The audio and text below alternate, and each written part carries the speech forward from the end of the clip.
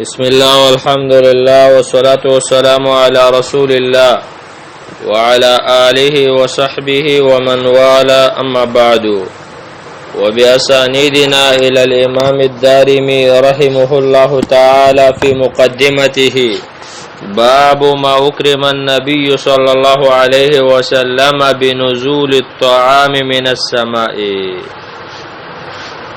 باب دې په بیان دا غسکی چې عزت په ورکړی شوی نبی علیہ السلام ته د خوراک نه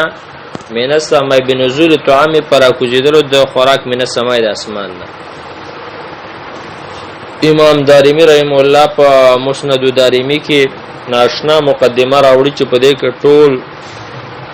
د نبی صلی الله علیه وسلم عظمت ذکر کوي او داغه پیغمبري. و دې باب کې وایي چې الله پاک د نبی علیہ السلام عزت پدیم کړو چې د اسمان نه ورته خوراکه نازله کړي و. وبه قال حدثنا محمد بن المبارك قال حدثنا معاوية بن يحيى قال حدثنا أرطاة بن المنذر عن ضمرة بن حبيب قال سمعت مسلمة السكوني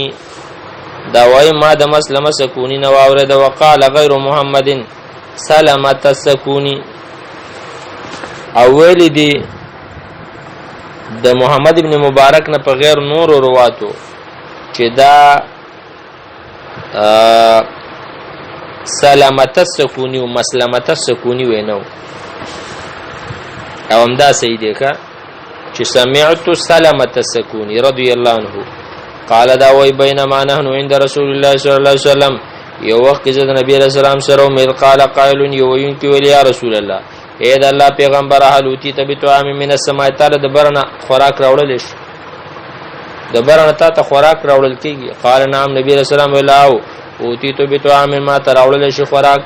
قال نو هغه یا نبی الله اے د الله پیغمبر هل کان فيه من فضل دې کې سزا په پاتې کیږي کنه. قال نبی علیہ السلام ول نعم او قال غورتل فما فعل به به پاغه څه وشي چې تعالی د اسمان نه خوراک راشي ته یو خري ما بقیه پاتې شي پاغه څه کیږي. قال نبی علیہ السلام فرمایل رفع الى السماء دا پورته کړی شي اسمان ته وقد اوهي الیا او ما ته دا وحی شوی وا انی غیر لابس فیکم الا قلیلا چې دا طعام بتاسو کې وخت نه تیری مگر لګ ثم تلبسون بیا بتاسو وخت روي حتی تقولو تر دې چې تاسو به متا متا تر څو وخت ثم تاتونی افنادن وی به ما ترازی جماعتنا یفنی بعضکم بعضا چې ختمي به بعض تاسو بعضو لرا بین یدی الساعت د قیامت نمخ کې با موتان وزن بطلان دے معنی ډیر مرګونه براش وبعده سنوات الزلازل او داغه نورسته بده شي کلونه راشي چا بده زلزلو والي. دا روایت په دې سند ترجمه مسند دارمی ذکر کړی دا ضعیف دی ځکه دی کې دا معاویه ابن یحیی ضعیف راوی دی خو حدیث صحیح دی مان کما چې الفاظ د حدیث دی دا صحیح دی په صحیح سند راغلی مقصد دا دی او هغه صحیح سند د مسند موصلی چې موږ سره دی په دې کې دی ابي اعلی الموصلی دارنګه صحیح ابن حبان کې هم دا روایت راغلی دی. وبه قال اخبرنا عثمان بن محمد نو د حدیث مناسبت د باب سره دا چې نبی رسول الله ته د اسمان نه خوراک راته چې کوم زاپه پاتې شو ناغبت الله به ته اوچته وو. وبه قال اخبرنا عثمان بن محمد قال حدثنا يزيد بن هارون قال انبانا سليمان التيمي عن ابي العلاء عن سمرة بن جندب رضي الله عنه سمرة بن جندب رضی الله عنه فرمایي ان رسول الله صلی الله علیه وسلم اوتي بقصه من ثريد النبي صلی الله علیه وسلم لراوړ شو یو کاسه د ماته روټي د روټي ماتول د مې سنت طریقه ده. قصعه هغه کاسې ته ویل کېږي چې هغه لس کسان مړی کا نو نبی رسول الله تراوړل شو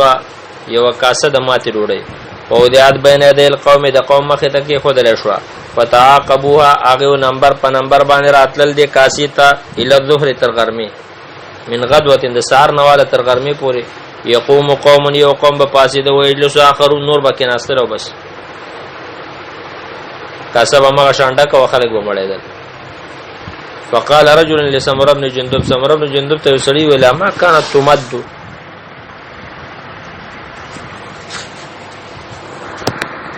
وای دا کاسه به د کم ځای ډکېدله، د کم ځای نه به دا زیاتېدله. وقال سمره ته من اي شيء تعجب، ته کم ځای نه تعجب کې، څه خبرې نه تعجب کې. ما كانت تمد الا من ها هنا، دا به نه زیاتېدله مګر دغه ځای نه. واشاره بيد الى سما، اسمان ته اشاره وکړه، دغه ځای نه زیاتېدله کنه، الله پکې دغه ځای نه برکت اچو. د رسول الله صلی الله علیه وسلم معجزه و. د حدیث سند بالکل صحیح دی. ابو العلا یزید بن عبد الله د دنوم دی. دا روایت مصنف ابي شیبه کې هم راغلی دی. دارنګ ابو نعیم په دلائل النبوه کې راوړی، امام ترمذی مناقبو کې راوړی دی، صحیح ابن حبان کې موارد الظمآن کې امام ترمذی رسته وی هذا حدیث حسن صحیح، امام بیهقی وی وهذا اسناد صحیح. دارنګ مسند احمد حاکم هغه هم په نور سندونو سره دا روایت راوړی دی. نو خلاصه دا چې حدیث دی. نو د باب مقصد دا دی چې د رسول الله صلی الله علیه وسلم د معجزاتونه یو معجزه دا و چې الله عزوجل د سره د اسمان نه مدد کو خوراکه به وتراتله. وصلی الله وسلم علی نبینا محمد صلی الله علیه وسلم.